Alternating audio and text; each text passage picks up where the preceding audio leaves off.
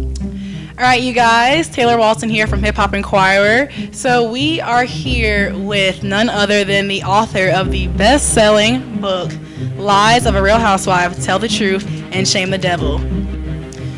So, now that Apollo is serving his time still, and you have served your time for the crimes that you say that Phaedra and both of you have committed over the years, what do you say to people who may call you a snitch and, may think of you in negative ways after releasing the material in your book?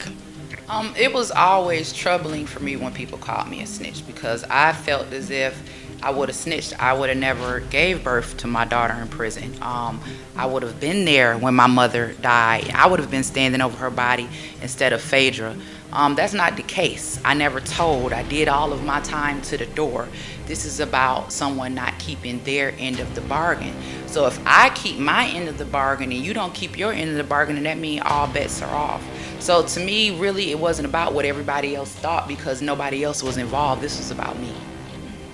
And in the midst of you and Phaedra Parks and Apollo Nida's relationship, did you ever have any relations with Apollo of any sort or anything like that? Not at all. Never had any type of sexual relationship with Apollo. Never. Okay, now with some of the drama and the craziness that was kind of released on the reunion and with Miss Phaedra Parks making it seem like she was alluding to Candy saying that she would have raped Portia and drugged her and Todd and that whole situation. So, everyone knows that Miss Phaedra, she's an attorney. So how do you feel, with her kind of saying things like that apparently weren't even true in the first place? What do you feel that should happen to her?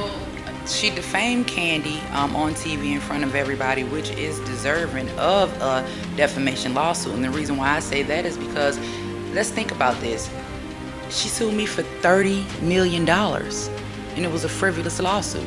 If she would go that far to sue somebody just to try to suppress them and to keep their story from coming out, not because it wasn't true, just because you didn't want the story out, I think that says a lot about her character. And of course we know she should have her law license taken away. We know that she should be disbarred. We know that with Apollo in jail, I've completely turned a different leaf, but we know that there's the possibility of more crimes still being committed, especially possibly in the funeral home business, with dead bodies and numbers. I'm not sure, but I'm just saying, I think Candy did the best thing that she could do, which was say my name.